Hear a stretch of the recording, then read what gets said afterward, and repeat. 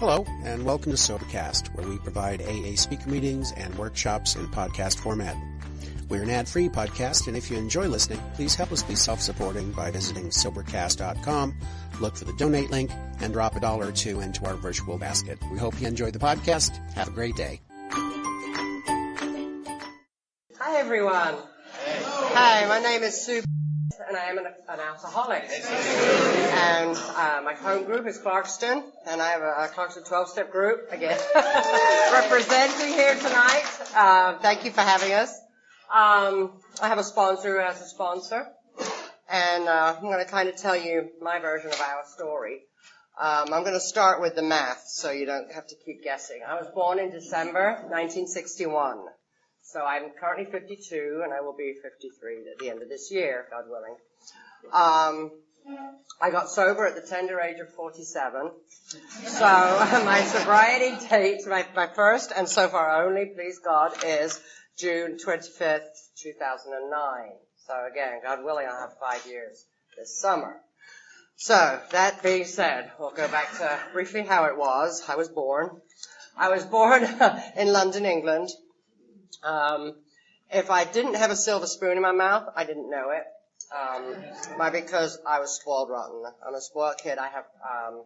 My father was, I believe at that time when I was born, was still at the London School of Economics. He's an actuary, and they say they're human beings and they're actuaries, but he was an actuary. So some of you know, yeah, I know. I can't explain it. Anyway, so yeah, anything I wanted, I got basically. The longer I wanted for it, the more I had manipulated for it, the more I whined, begged, did whatever I had to do to get it. The longer, when I got it, the longer I whined for it, the longer I was interested in it. If I got it easily, I lost interest in it very quickly. And that is how it was for me with toys, cats, dogs, horses, cars, and boys, and then men. I mean, everything. It was whatever. It's like, that's the way I was. It's like I wanted the hardest to get, and when I got it, chewed it up and spit it out. I was also very, like I said, manipulative. I learned to, I was born, Susan,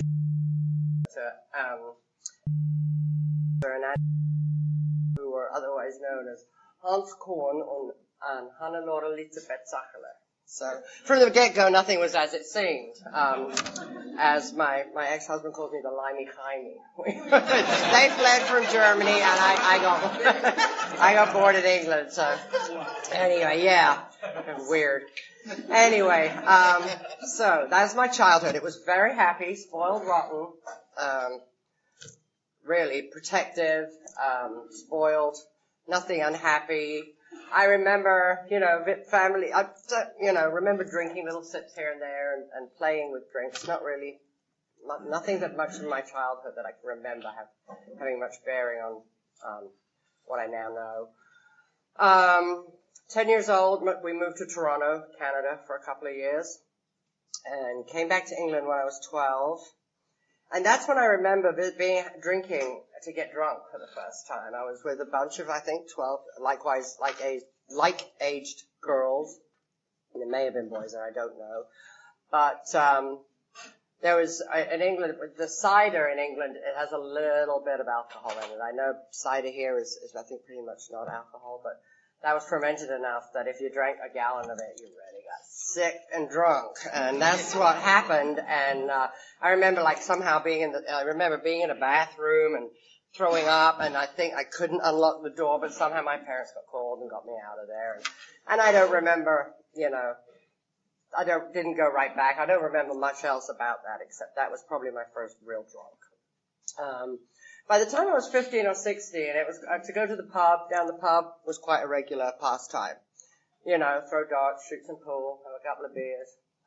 Beer wasn't my thing, but whatever, it doesn't matter. And I do also want to say, I know this is Alcoholics Anonymous. I have the utmost respect for Singleness of Purpose. I suffer from alcoholism. I have drunk it, swallowed it, smoked it, snorted it, and fired it up in any way, shape, or form. So, done. You want to talk about that afterwards? That's for outside. Anyway, so yeah, At 15, I was regularly going down the pub with teachers from my school. That was cool to drink. Mostly the chemistry teacher and the English lit teacher would come and hang out with us. I was getting restless, and I just assumed, I really thought, until very shortly, I think, before I got sober, for most of my adult life, that everyone drank like me. I had no clue, really, honestly, till I got sober, that people didn't do that. And my parents don't drink like that. I mean, my mother has all the isms. I wish she would drink like that. Would make her so much more bearable, but they don't. They share a glass of sherry, when they have company, and there's a full stock bar. And it didn't even occur to me then to drink it. It does now. It did, later on, but it didn't then. Okay, so I'm a teenager now, and I'm restless. I'm bored and restless. England's getting too small. I'm a rebel without a clue. I go on holiday. I meet some people from Holland. I think I'm about 19 or 20 years old. I'm bored. I saved up 300 quid, which is about $400, or 450. I don't remember what the exchange rate was then, a long time ago. And I decided to get on a ferry and go and stay with some people in Holland that I met on vacation in Spain. So, and my dad, the actuary, was like, well, why don't you find a job that fast? Why don't you plan ahead? And I was like, I've got this money in my pocket. I'm going out into the world, and when it runs out, if it runs out and I haven't found anything, I'll come back. And I haven't lived there since. Seriously. So I got on the ferry for Holland. And I ended up I started out in a commune there, and then I'm going to speed through this bit, because this is like most of my, I lived in a commune, and, I was drinking. That was really, alcohol was my first and last. I was a late bloomer with all the other stuff, so I was living in a commune, and then I learned the language, and then I answered an ad for a job in Amsterdam, and, I went and moved there. And I worked for the ad was looking for an international investment company, was looking for a receptionist. And because I was bilingual by that time perfectly, and of course I spoke German too. I mean, I speak about 7 languages, which is whatever. But anyway, so I got this job, and, it turned out to be a boiler room. It was a bunch of Canadians came over to Amsterdam and set up a telephone sales office and basically sold either fraudulent stocks and shares, and I ended up, and again, I don't want to dwell on this. This is all part of the kind of, I lived a life that wasn't real. I was making huge amounts of money. I was laundering money for the Canadian mafia, working through boiler rooms. I lived in Amsterdam for 7 years. We got away with it a long time there. And then we had bank accounts in Luxembourg and Geneva, and then I started running. Now, of course, my term for this is proverbial stone gathers no moss. I'm like the Rolling Stone. Yeah. Well, I was geographical cures. I was running one step ahead of Interpol and the fraud squad. I mean, we were just running around, setting up everywhere. So I got to travel the world. And I did. It was like we stayed in those top hotels. We had the finest of everything. We would go and gamble in Monaco, and it was really like, I've been to paradise, but I've never been to me. It was so unrealistic. But I was like, my parents don't know what they're talking about. Just save up and retirement. That was supposed. I was playing at work, and I was making a fortune, and it was really cool.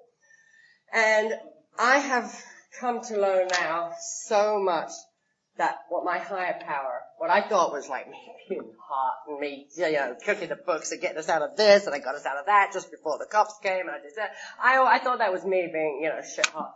And I realize now that my higher power has been in my life so much, because I should be dead, and I certainly should be incarcerated.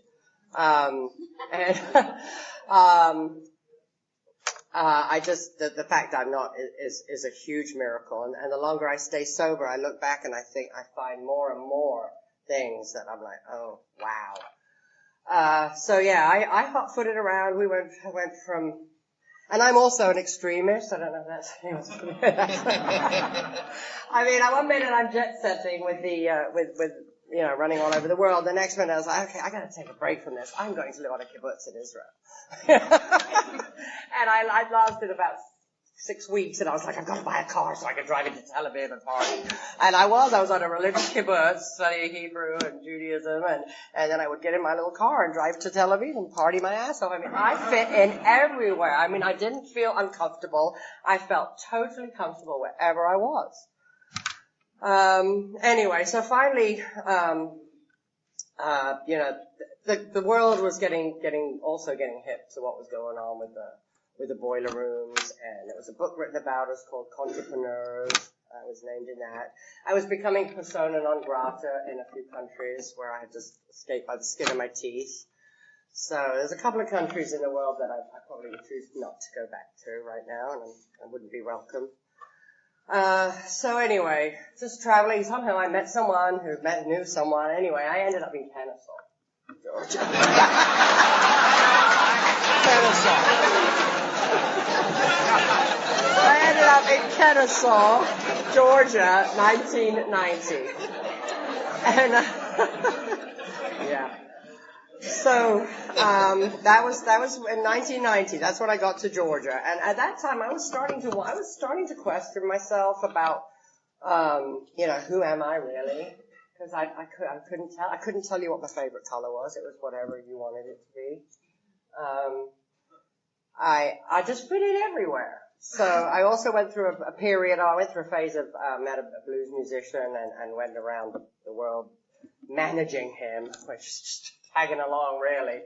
But I got to see a Tokyo Blues Fest with Buddy Guy, and we met some cool people, and, that was really cool. So that was another little part. But again, always running, always getting there, and like you hear in the rooms often, wherever I went, there I was. But I didn't know who I was.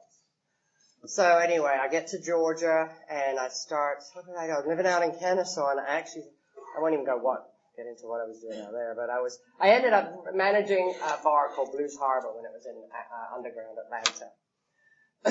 And I was the day manager, so I did the books and the money and the bands and the food, and I got off at 5, and then I just walked out of my office to the bar and started drinking and partying, and then I would go to Backstreet, shoot pool, and I got to probably buy a Blind Willie's. I know. Anyway, I was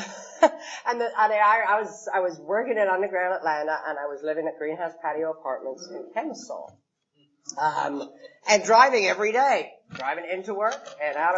I knew where all the cops were on 75, and I'd get home high and wasted, and the one DUI I finally got,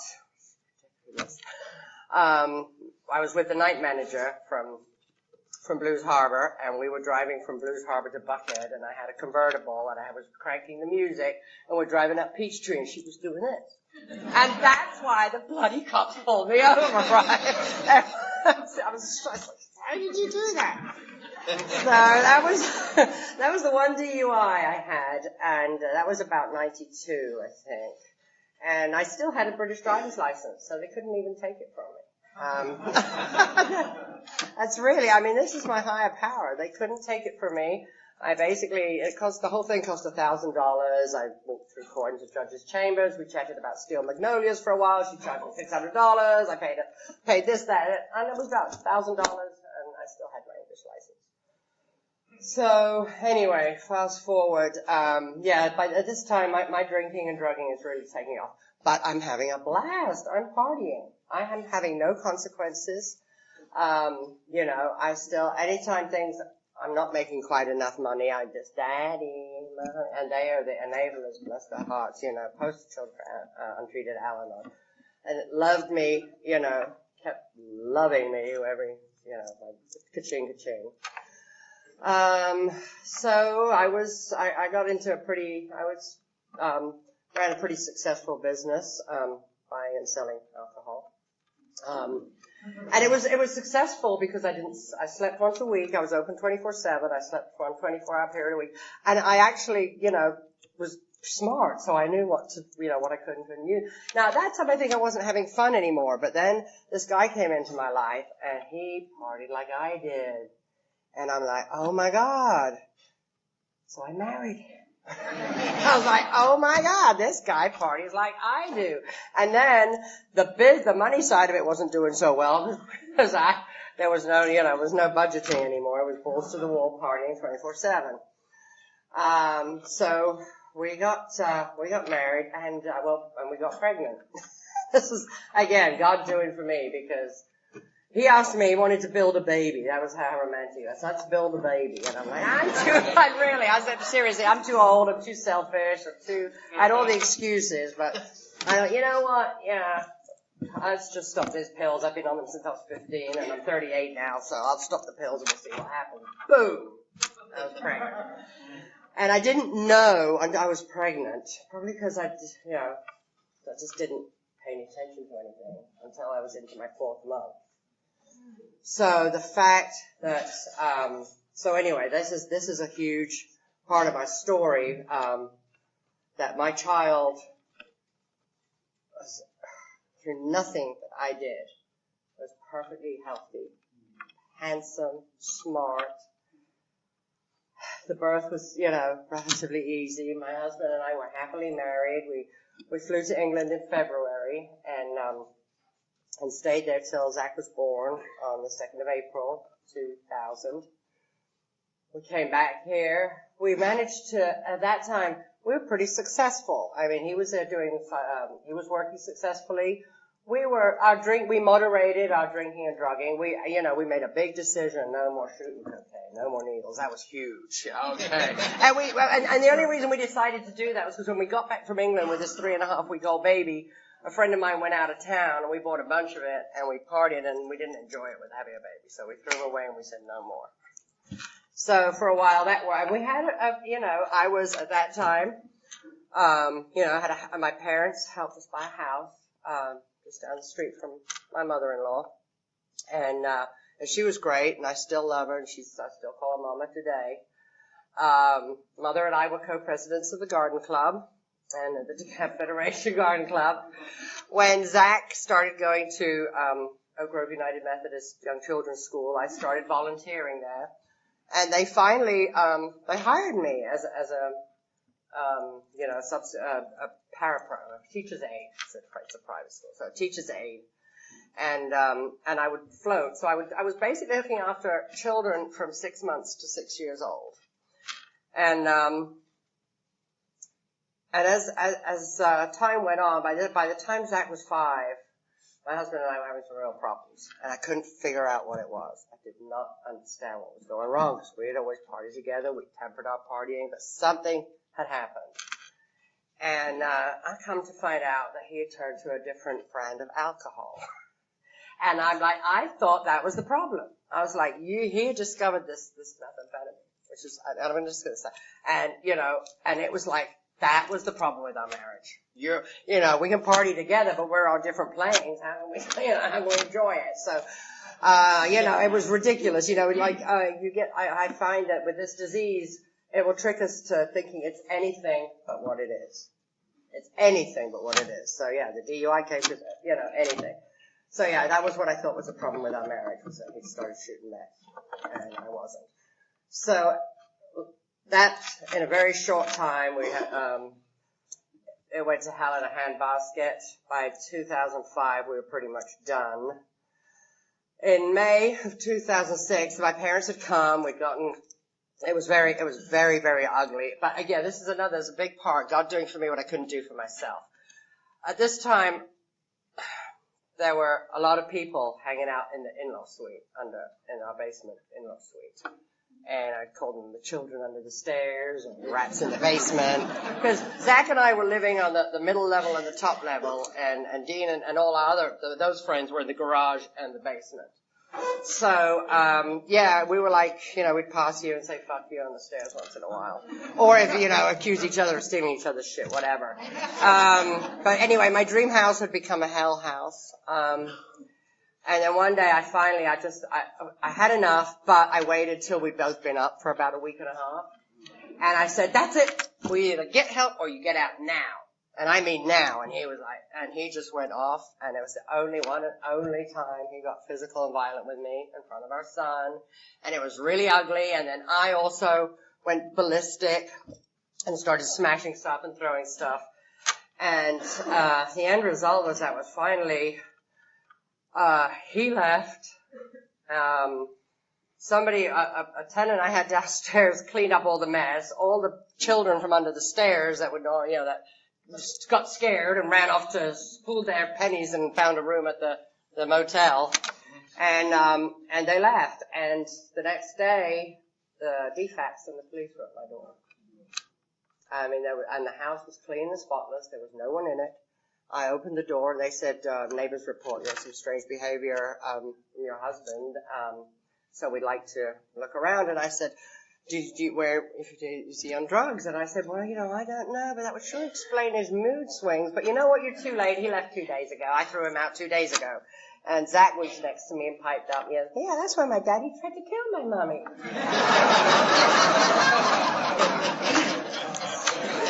And they happened to have a cop with them, which apparently is not normal with defects, but because one of the motorbikes the guys had been playing with blew up and the neighbors saw smoke, they thought that was a meth lab. So anyway, the whole house was searched, but the thing is, had it happened 24 hours earlier, it would have been a whole different story. Because there would have been alcohol and people everywhere. And because someone cleaned up and I had slept it off and the craziness had happened that scared the people off to the hotel. No consequences. Again, there's no way I can make this shit up. I mean, I thought it was like, lucky me, clever me, whatever. No. I know, I was getting an inkling I had guardian angels, I knew that. So anyway, my parents finally had enough of this. I'm going to fast forward now, 2006, Zach graduated kindergarten. I was still at the school, though. They realized something was going on. I mean, it was really, there was such sickness and sadness in my house that my only peace was in a classroom full of 10 3-year-olds. And no sooner I got off work and I left Zach to go with the lunch bunch and I'd be at the house with an England man. It was that pathetic. That's where it had gotten to.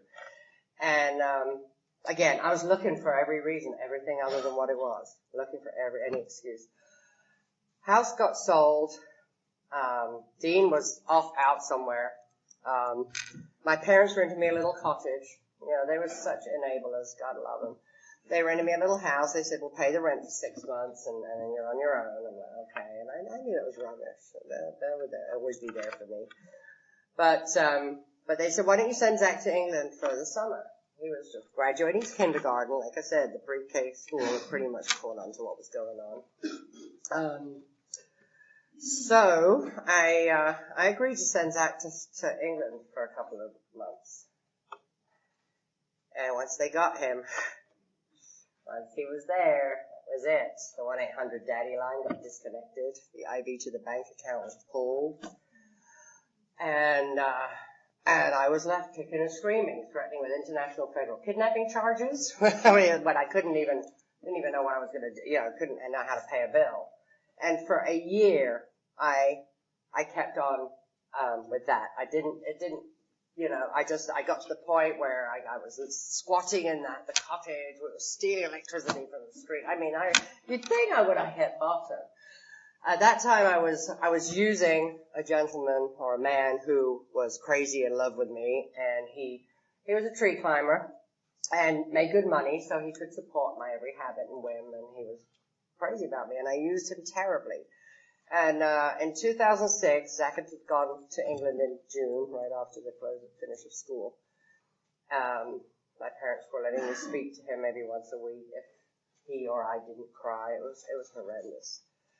But I kept myself numb. I don't want to feel. I kept drinking and using more and more. And part of me, in fact, last weekend sort of kind of came to a realization that some little part of me somewhere was like, okay, I've got rid of that. Now I can really go party balls to the wall. I mean, I hate to admit that, and it came out at a spiritual retreat. I heard it shared, but there was some part of me that when I put him on the plane that went, okay, balls to the wall now, nothing's stopping me. And that went on. And Christmas Day of 2006, my friend Carl said, will you come with me to an AA meeting? Because I'd heard about AA, I'd heard about these of you guys before, and I was like, you're cold, it's hocus pocus, I had all those negative feelings. But I hadn't got him a Christmas present that year because I had, drunk it all. And it was an eating meeting, and I hadn't eaten for 3 days. So I agreed on Christmas Day of 2006 to go to the noon eating meeting at Triangle as his Christmas present to him. And I went there, and I remember what little I remember, because, I had to have a big stiff drink before I left, and I remember sitting there and looking around going like, wow. I remember seeing a little white-haired old lady knitting, sitting next to a roadie of Jethro Tull, from Jethro Tull, and I'm like, wow, what a cool group of people. And they fed me, and they talked about, and I don't really remember anything said, but I remember at the end of the meeting, they talked about chips, and I was like, this is how I thank them. So I went up, and I got away, and I was like, thank you, and everyone was clapping, and I thought that was my way of showing my appreciation for their hospitality. So technically, I'm not really a one-white chipper, but I didn't know what it meant. I was like, they were clapping, and I was like, thanking them. It was really stupid. So it didn't, but point being, the seed was sown. That was in 2006. In Christmas 2007, I had somehow, and this again was an act of God, that I did find myself what I like to call amongst the upper echelons of the homeless. And that is to say, I was not under a bridge. I was bouncing between the Motel 6 and the Super 8. And the Nights Inn and I was hustling, manipulating. I had a car, so, I didn't have to sell my body, but I could drive everybody around, and I was dealing. I was just, I don't know what, somehow, but just working it and living out. And it was a full-time job, if I remember, like keeping a roof over your head and keeping everyone around you happy and trying to keep hold of your stuff and not lose, the things that you really, I don't know, whatever stuff it is. I like to say nowadays, I don't know where half my wardrobe came from or where the other half went, because that's what happens out there, again, amongst the upper echelons of the homeless. But that's where I was. I was between the 6 and the 8, which I laugh because when I talk about being between the 6 and the 8 now, I'm talking about meetings. And it used to be, that was my life, was the hotels. But somehow, what I did based on somehow, I pawned a bracelet that belonged to my grandma, and when it came time for it to mature or whatever, I didn't have the money, so I emailed my parents. They wanted it back. They called my mother-in-law. She picked me up, took me to the pawn shop, got the thing out of Hawk, and said, where do I take you back to? I said, you can drop me anywhere. I don't know where to go. And she took me to her house. I said, you can stay tonight. And then she said, well, you can stay the weekend. And that was a year and a half. My mother-in-law, we both weren't too fond of her son at the time. He was out God knows where, but through that I managed to, and again I say I, because that's what I was thinking there. I stopped, put down the illegal substances. I was ready. I was tired. I was beat. And this friend of mine was still around, and he was in halfway houses. And in about 2007, he came up with this flyer, about some retreats up at Lake Allatoona. And I was living with my mother-in-law, and he was in a halfway house, but we hadn't had sex for a while. So I thought, again, I came to for all the wrong reasons. I thought we'll go to this retreat, this agape spiritual retreat at Lake Allatoona. It's the first annual Atlanta. There was but we're not going to stay with we'll pitch a tent. We ended up pitching a tent on the volleyball court. And I went there to get laid, and I found spirituality. And I found an agape family. And I started, getting into listening to. I was there for the weekend. It was and I just was drawn to the meetings. So that was in 2007, 2007. By Christmas, Zach came home for Christmas for a couple of weeks, and I was going to go back to England with him, but my parents' manipulative stuff. Long story short, I had told him I would get him back at the end of the school year in July 2008. And that's when he came home. He came home in July 2008. I had been going, people asked me if I went to regular meetings regularly. I said, yep, every 6 months I go to an agape, I go to a God meeting, and I go very regularly. And in the meantime, I had taken my brother-in-law to Clarkston on Cowan Road, and I had found, another group of another fellowship that was, that I would 12-step all my friends because Lord knows they needed it. And I would help drive my brother-in-law there and Carl would take him and, so I was going to meetings and, helping people out and wishing at the same time I wasn't drinking alcoholically. That was another thing that was hard for me. I'd put down the drugs. I was not drinking alcoholically anymore. And I was telling people about it. I want to come, but I've got a bottle of wine in my fridge. I'll have a glass of wine tonight and then, and I can put it up. I don't need it. I won't finish because I'm hearing people, I can't just have one glass. I can. So my loving agape family started calling me glass of wine Sue. But they still let me keep coming back.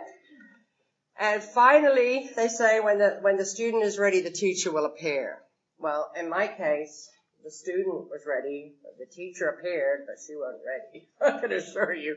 I moved into an apartment complex, and across the parking lot from me was this wonderful person that I wanted to get to know, and she dodged me at every chance she got. She had a daughter a year older than my son, and they were 9, so they were playing together at that time at the pool and what have you. And every time I'd try and go over to talk to her, she'd say, I've got to get this. And I'd be like, it's okay, I'll wait. Anyway, I tricked her to letting me into her apartment one night. Now I look back, I realize my friend pool had diminished. I obviously had no friends because there was this woman like telling me she wanted, kept telling me and blowing me off at every chance she could. And I kept coming at her. It was, even now to this day, we laugh about it like it's crazy. But I tricked her into getting up into her apartment. I think her daughter said at the pool one day they had a puppy stay overnight. I was like, can we go over and see the puppy? So I got my foot in the door now. And apparently she said when we got on her balcony, it took me about 2 minutes because I offered her a glass of wine. Oh, you're in a fellowship. And we got talking about AA. So I was getting ready. Like I said, I didn't think I was looking for all the differences. I thought I was so freaking cured that I could do one and walk away, which meant that, again, I wasn't an alcoholic because y'all can't do one and walk away. Y'all could keep going. And that's it. And I can have a glass, so it took a long time. And then I thought before I surrendered, I've got to find a sponsor. Now this sponsor has to be, and again, I had this criteria. It was like a husband, I was going to have kids. It was a smoker. I want to quit smoking down the road. And it was just, I was setting up hurdles for myself. I wasn't surrendering at all, which I know now. So anyway, in June 2009, it was her belly button birthday, and I wanted to celebrate with her because she was my new BFF, whether she liked it or not. And she said, I'm going up somewhere. I've got a friend of mine who's celebrating at Clarkson 12-step. He's celebrating 25 years, and I'm giving out the chips. I was like, oh, I'm not picking up a chip. I'm coming out with you because it's your birthday. I'm not picking up a chip. I'm not, I'm okay. I'm good. I'm sitting in that room with over 200 years sobriety, about as many people as are here now. And next thing I know, I hear her I hear everyone clapping, and I'm looking around and I look, and there's a white chip in my hand. That's what I remember. She tells it that all the time, way over there, I said, I'm not picking up a white chip, but she said as soon as they started the chip, I apparently jumped up and ran down there and got it. That again, my higher power. That was my first, spiritual awakening, I think. She said, buckle up and hold on for the ride. And I kid you not, since that day, oh my God. I mean, life has just grown and blossomed and leaps and bounds. I look around and I see, my friends here that have heard my story so many times and they're here to support me. There's people that I really love and that love me and that, I never had any of those. I have a group that I still, at nearly 5 years sober, I like to get to, at least a meeting a day, and if I need it, up to 3. I'll go to between 1 and 3 meetings a day.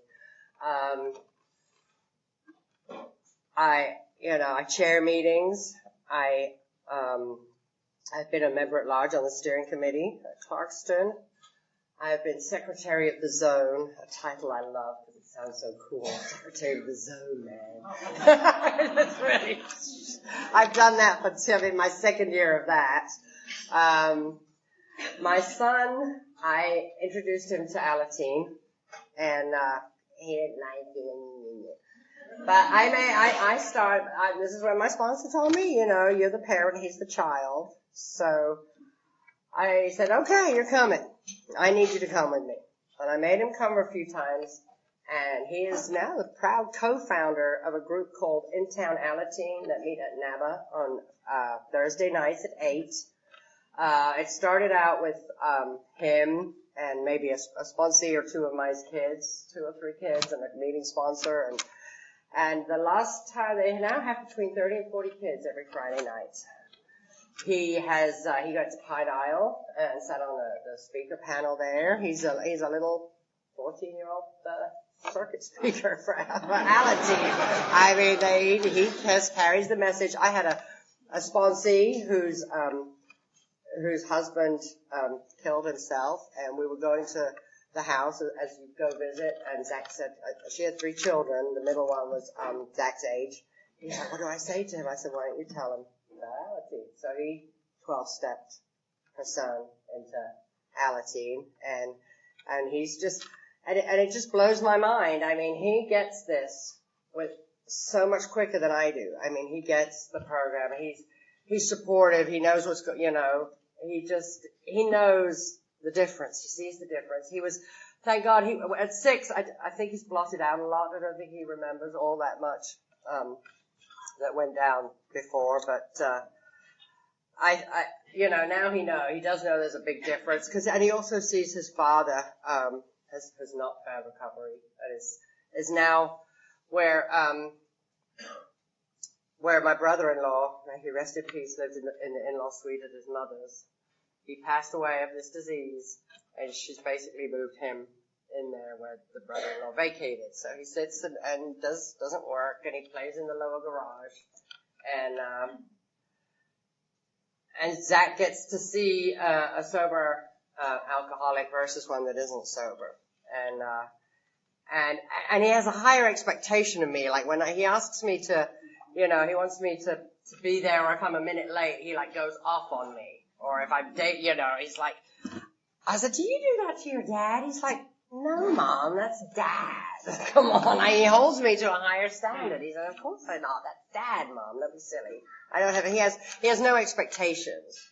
And he can accept that. That's easier for him to accept than it was for me. And it just blows my mind how he does that. I love carrying the message. I love sitting here talking to you guys. I love going down to the Salvation Army sometimes and talking to the homeless shelter there. That is so rewarding. So rewarding. I love my meetings. I love my agape retreats. And I never forget, tonight I walked in here and, someone walked up to me and I hardly recognized her. And I knew her from, I had no idea she was sober. And it's amazing the change and people that haven't seen me for a while. I mean, and my son put it best when I stopped drinking. He said, you must got less wrinkly, Mum. And his teachers would say to me when I pick him up, what is it, Mrs. Bennett? What have you done? You've done something different. And I was like, Zach would usually play about if you stop drinking. This is so cute. Yeah, from the mouths of babes. But I'm blessed, and I'm a miracle, and I want to wrap up earlier because I can't think of anything else to say, so if I do, I'll be making it up because I still do that. But I want to, I'll think of everything I wanted to say as soon as I finish, but let me just read this because this is something I heard of someone. Anyway, I'm going to read you this. I am a miracle. The central fact of our lives today is the absolute certainty that our Creator has entered into our hearts and lives in a way which is indeed miraculous. He has commenced to accomplish those things for us which we could never do by ourselves. And that's from Alcoholics Anonymous, page 25. This truly is a fact in my life today and a real miracle. I always believed in God, but could never put that belief meaningfully into my life. Today, because of Alcoholics Anonymous, I now trust and rely on God as I understand Him. I am sober today because of that. Learning to trust and rely on God was something I could never have done alone. I now believe in miracles because I am one. And so are you, and you, and you, and all of you. Thank you very much. Thanks for listening. I hope you enjoyed the podcast. Sobercast is ad-free, and we'd like your help in order to keep it that way. So if you'd like to help us be self-supporting by pledging $1 or $2 a month, visit Sobercast.com and look for the donate links. Thank you very much.